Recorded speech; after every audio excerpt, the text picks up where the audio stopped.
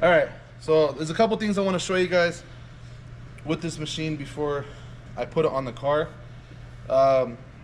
When you lift the car, this is about how high you want it. It does have a little bit of up and down, but it doesn't work very well.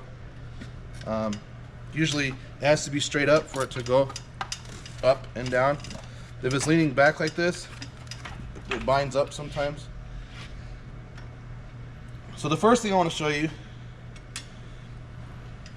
is how you kind of clock it, you know, where you position it. And you got a little disc brake caliper right here and a little tiny screw that smashes the little brake pads in here. This does not need to be as tight as you can get it. I can do it with my pinky. It ain't going anywhere. You may notice this is brand new. This is a different color than this. It's because it's been broken before, because people will try to get it as tight as they can get it. It does not need to be as tight as you can get it. So here is the cutting head. Like the bench brake lathe, one of the most important early steps to, for success is to get the rotor centered inside it here. We want the bits to point at each other, not like this. It's even more important on the rear because the rear is such a thin rotor. Being off center just a little bit might put the rotor out of range of one of these cutting bits, and then they end up getting damaged. Don't take this off. I'm just showing you how this thing works underneath. Whoever used this one last had it way off center. So the first thing you do when you get it mounted on the car is you would center this thing. So this rear, which is normally orange, I don't know how it got turned yellow, but it locks the platform down. And then we have our adjustments here. It's just a wedge. Now, if you don't get the rotor centered on here, and let's say this thing needs to move out of the way. Well, this one's already, we'll say this one needs to move out of the way. And you're trying to pull it out of the way. Can I get this thing to rotate back any further than it already is? And the answer is no, because this wedge, the adjuster wedge that slides back and forth to spread this thing back, it can't go back any further. It's already against the metal here. So just like that machine over there, what normally ruins this one or what causes damage is when students don't have enough travel because they didn't, center it properly at first. And they're like, oh, I just need it to go just a little bit more, so let me force it. It physically can't go anymore because it's up against this big piece of cast iron right here. So cranking it is just gonna break it. So that's one thing to keep in mind, is if it gets difficult to turn, don't force it. Forcing it will not give you any more movement. And that's any of these movements that this machine has, including the cutting depth. Anyway, so when it's together, this is the locking bar, and it just smashes these cutting arms right here. Does not touch these wedges. And that's important to understand how this thing works, because it's something they don't talk about much on I don't think they talk about it at all in the training videos online. But let's say we do our scratch cut. This thing barely touches the rotor, so you tighten it down there. And you want to mark it as 0. To mark it as 0, you disengage the knob from the adjuster screw by pulling it out. And then you turn it clockwise. And then you get it to line up as close as you can to that line. Sometimes you can't get it exact.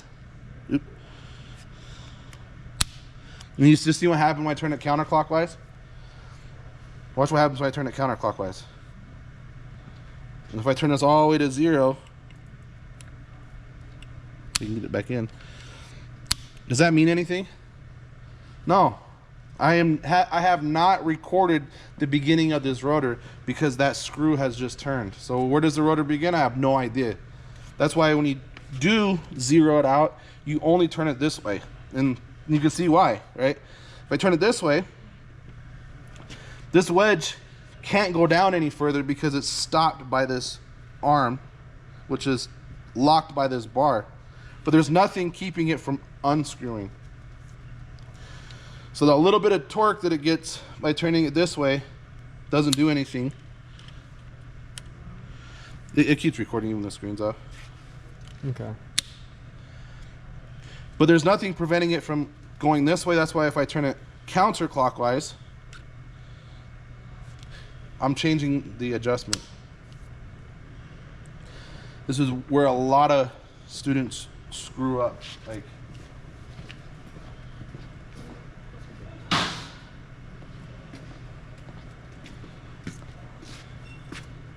this is probably caused by this first step being screwed up. Right? They cut way too deep. It got so deep right here that the machine stopped turning. What's the range on this thing? It depends on which of those manuals that Procut has. One of them says 4 to 16, or the one we looked at this morning said 4 to 20 thousandths per side. This is probably like 60 thousandths, maybe 40 thousand.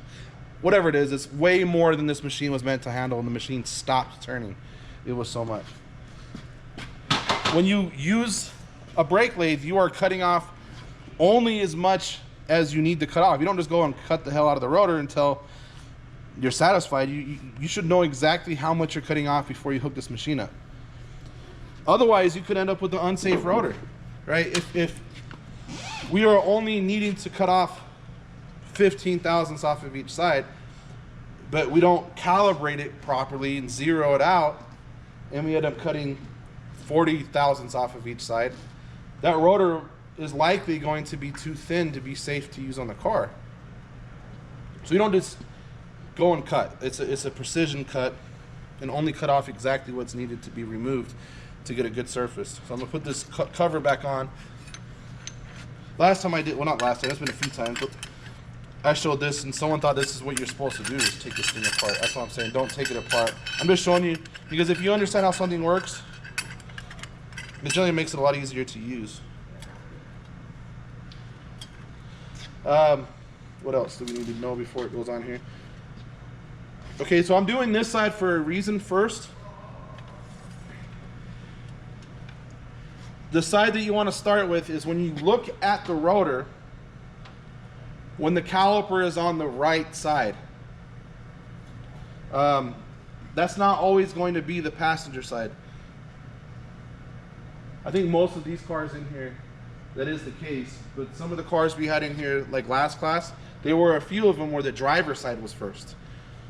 Whatever it is, you want this side to be on the right. That way when you do all of your initial adjustments, a lot of them will carry over, because when you do the other side, you're going to be doing it upside down, and it's a little bit more tedious to do it upside down. So if you do the right side up, or the right side with the caliper on the right side first, it just makes it a little less complicated when you do the other one. Now, Procut doesn't tell you have to remove this, but learning from experience, you definitely should remove that. Some of these things that have gotten damaged in the past is this worm gear right here. So as this thing goes down to the bottom of the rotor, you see this little worm gear sticking out. And from where I'm standing right here is where you're gonna stand. You can't see it because it's below this platform right here. And again, what ends up happening is this thing will hit that. You don't have a lot of room to clear it. So unless you get it just perfect, you're likely gonna hit the bracket with that screw.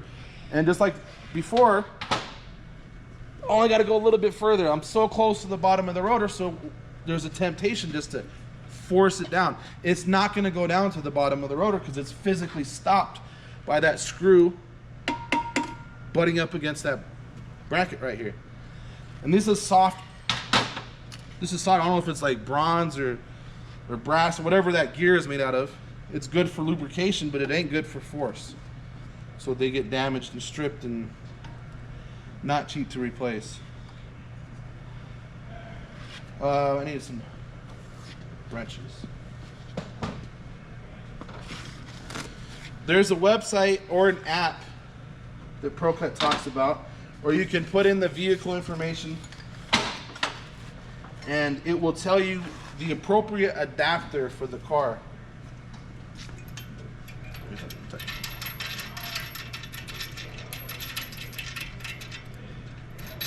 Now, because I've used this machine a million times on Toyota cars, and plus these adapters have been used so much that the adapter number is no longer readable, it's not that useful over here.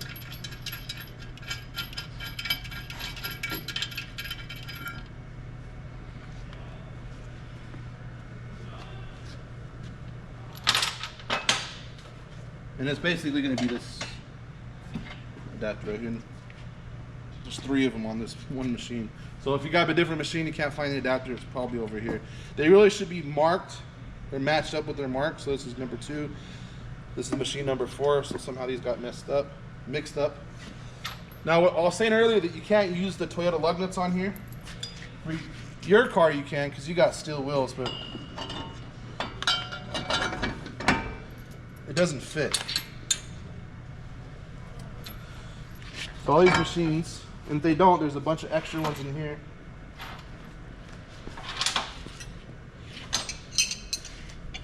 You got some nuts here.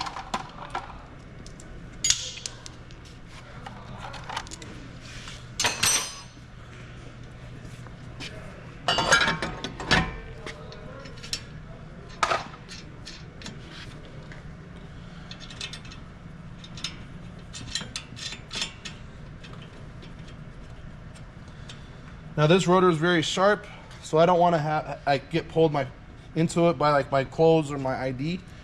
So your ID should be breakaway, but even so, I'm going to tuck it in. My clothes are tucked in. I don't have any hair hanging down. I don't want to get caught up in this machine.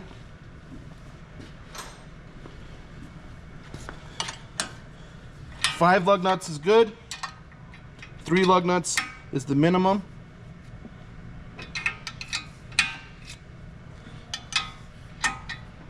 It's a little tight.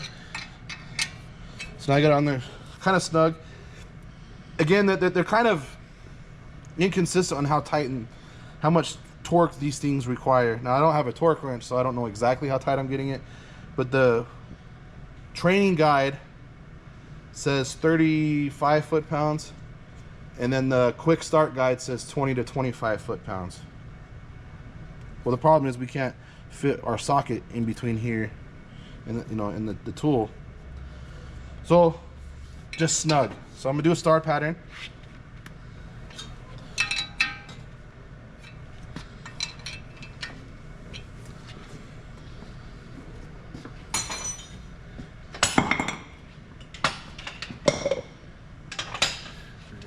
So before I put it on here, this machine has an indexing pin and a bunch of holes going around there. Some of the older versions of the machine we have over there might only have 2 holes. We've got this drawbar that pulls it all together.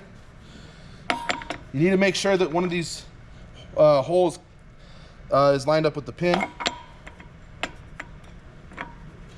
And then it should be really easy to screw in. You see how it just...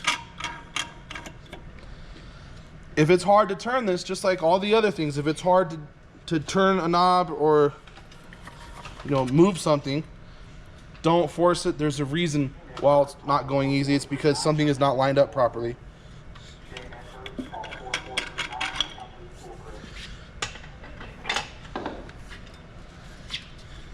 Over here, make sure I got clearance.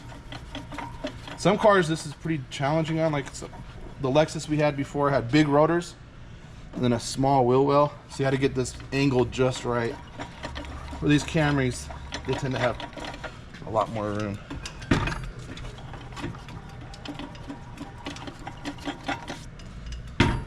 So what I do is I put it in there, kind of lean against it with my body, and then turn it till it falls in place. Make sure it's flat, and then it should be very easy to go in. If it's hard to turn this thing, you're not lined up, forcing it will just cross thread it. And let's get it kind of snug. It doesn't need to be super tight. Don't put a wrench on here. It doesn't need to be that tight.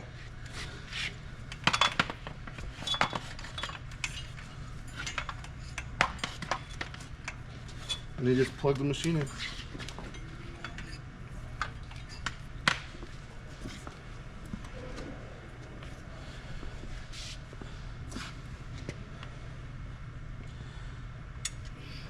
So I'm gonna get down here so I can center this properly.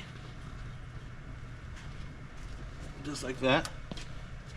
This does not need to be super tight, just snug where it doesn't move.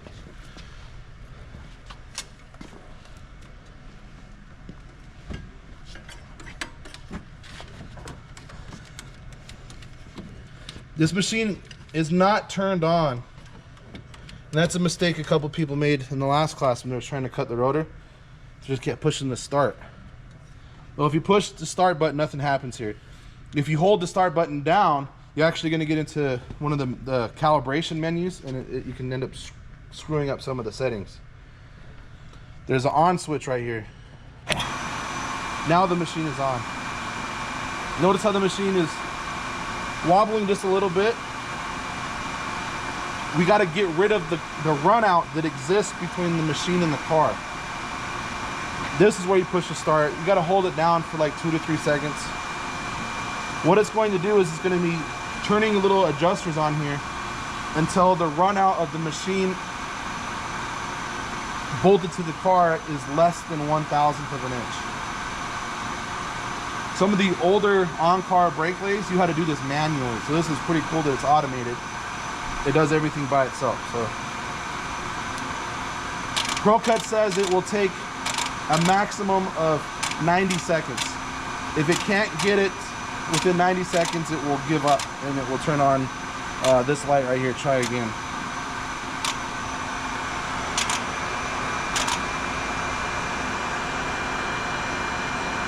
So we got exactly 1,000. So it says 1.0 and then times 1,000 of an inch. So this is 1,000th of an inch. You know you're good to go when these 2 green lights are on. It says ready to go or off has been cut. So I'm gonna come down here. Usually somewhere towards the outside edge. Procut says do the inside one first because you can hear it. Using your ears to know when you're touching the rotor is usually not a good idea because you might get way too deep by then. So I like to stick my head in here so I can see the gap in between there. So I can do it quickly, and then when I get close, then I want to slow down. I don't want to cut the rotor here. I am calibrating it. I am zeroing it out. I am marking the beginning of the rotor with a 0, so I don't want to cut into it. And this is why it's important that it's spinning, because once I get close, then I can go really slow and I can hear it. Now what it sounds like doesn't matter, and this is where a lot of other mistakes get made, is it might sound horrible. It might only make a noise for a second and then not make anything at all. It doesn't matter. As long as you touch the rotor, that's the beginning point. That should be your 0 point. What I've seen a couple students do is they'll turn it, it'll make a little bit of noise, it'll cut all the material away, and then stop making noise. So they turn it a little bit more. They turn it a little bit more because the noise keeps going away. Well, it's not moving, nothing's moving. It just happened to cut all the material away. And next thing you know, they got a groove that's like that deep. And as soon as they move it, the machine locks up because they cut way too deep. Or what is just as likely to happen, instead of making noise for a second and then stopping the noise, it will start making a horrible chatter noise. And then they think they screwed up, and they either crank it down too far or they back it off and they lose that starting point.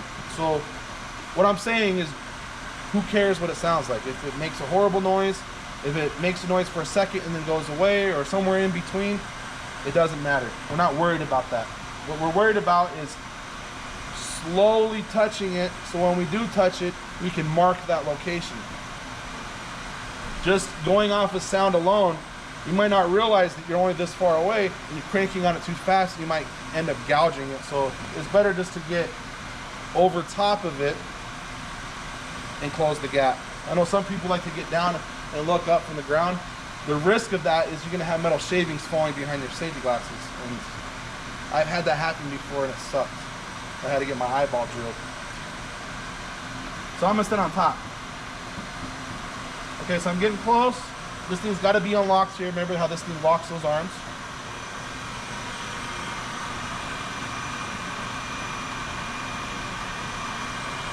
Let me see the camera. I don't have much light in here. But if you can see that gap, you can go real close until it barely touches it.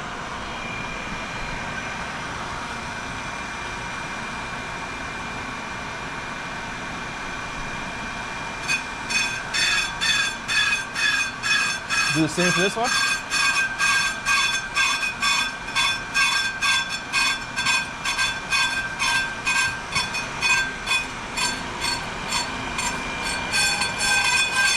Tighten it down. Go to the bottom. Now Procut, what they tell you to do is to back these adjustments off, and I gotta set it to 0. So I'm gonna mark these as 0 before I do anything else. So now this 0 and this 0 mark the location where the rotor begins. So what Procut says is after you zero it out, back it off. We had a lot of errors when we were doing that because you would back it off and sometimes you would turn it 1 whole turn, sometimes you turn it 2 turns. You thought you turned it once. Or maybe you turned it once and you thought you turned it twice. So when you set your cutting depth, you're 20 thousandths off. We've had no issues just leaving it where it's at. That's usually how you deal with the other machine anyway. So I'm just gonna leave it right where it's at. This is one less step that I can make a mistake on. So just leave it at 0. Now if you got some deep grooves, then it might be better to back out of that groove, then go down there and then set it to below the groove and come out. So since we don't have a groove, I'm just gonna skip that step and leave it right here.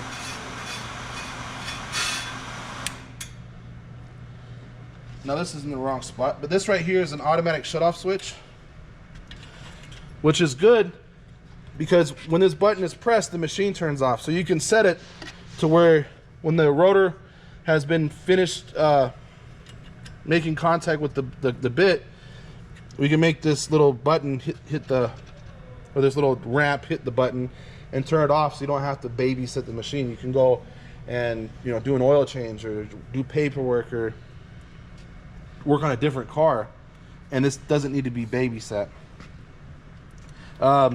Sometimes it gets left in that position and the machine doesn't turn on. And I've seen students get this whole thing set up and think the machine is broken and then take it all down and go get another machine. So if it's not turning on, just make sure this button isn't being pressed. So I'm just gonna push it out of the way, turn it back on, loosen up my adjuster, and I gotta be careful this thing doesn't fall into those the vents inside of there.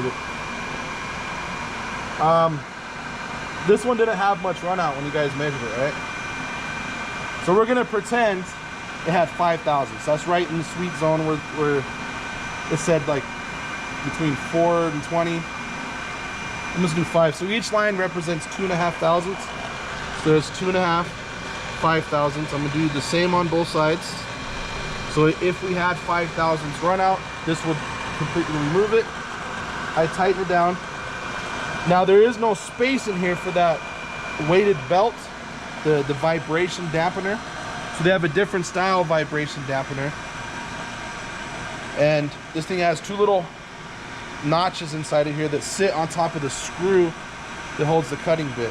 This spring needs to go underneath this first locking arm. So you spread it. And just like that. And all we got to do now, engage that, and eventually you'll start cutting.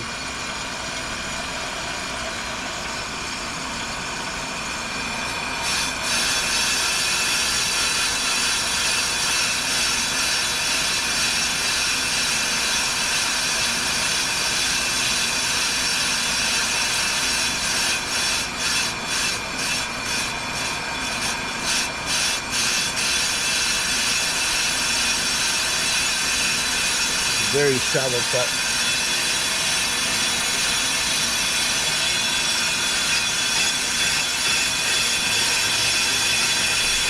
This is a good sound. It's not screeching, it's not howling, it's not grinding.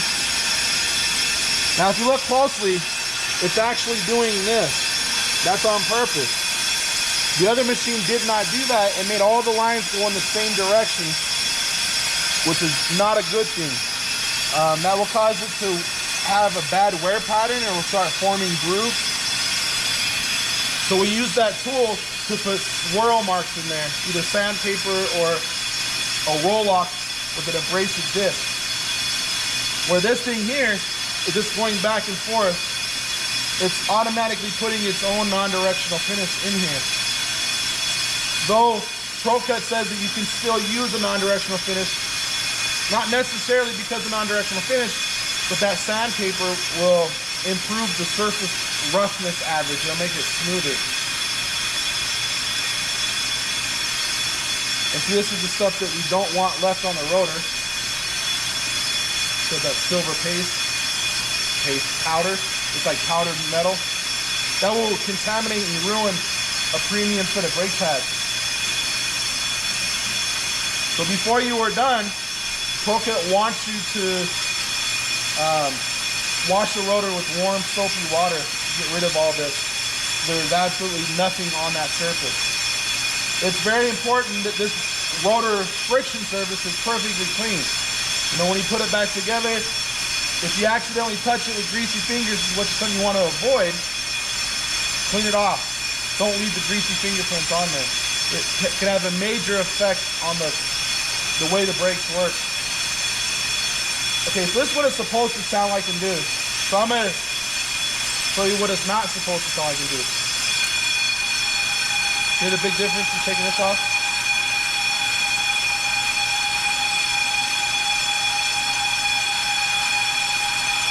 I'm gonna make it even worse just so the camera can see what it does.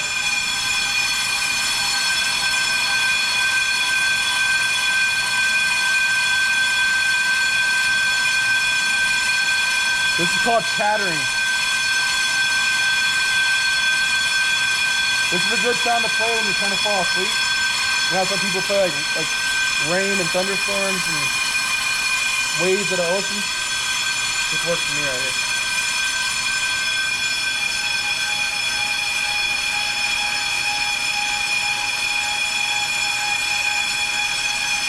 It's actually putting a pretty cool pattern on here. Cool to look at, not cool for your brakes.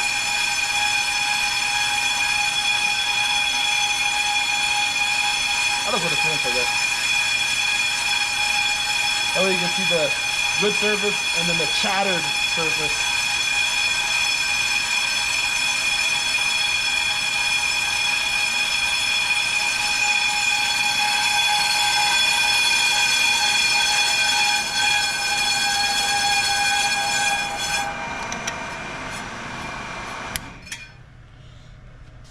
See if we can cast the light on here. You see that pattern? Those are called chatter marks. I don't know if the camera can see it very well, but this is what you don't want. And it goes all the way around. And it started right here when I first took it off. And then when I loosened this up, usually it makes it worse, but it corrected it for a second. And then when I tightened this back up, it really started vibrating. And you can see the pattern, the frequency of the vibration. It put a cool looking pattern on there, but that's not going to work very well for your brakes. So those are called chatter marks. What prevents chatter marks? A dampener. Keep it down, right? Yeah. That's it. So you can stop the video.